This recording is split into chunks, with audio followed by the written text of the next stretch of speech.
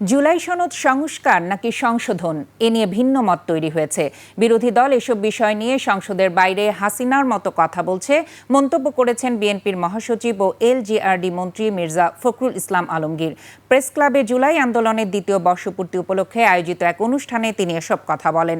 জুলাই সনদ নিয়ে মির্জা ফখরুল বলেন, জুলাই সনদ বাস্তবায়নে এরই মধ্যে কমিটি গঠন করা হয়েছে। এছাড়া গণমাধ্যমের উপর সরকারের কোনো ধরনের হস্তক্ষেপ নেই বলেও জানান মির্জা ফখরুল।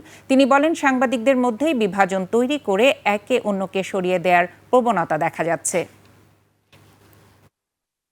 জুলাই নয়, শুধু ফ্যাসিবাদ আন্দোলনে যারা শহীদ হয়েছেন তাদের পরিবারগুলো, তাদের সন্তানদের এই বিষয়গুলো যেন আপনার অবশ্যই রাষ্ট্র যেন দেখভাল করে, সেভাবে আমরা অবশ্যই এই দিকে আমরা নজর দেব। একটা কথা বলতে চাই, আপনার শেষ করতে চাই, দেশটা আমাদের।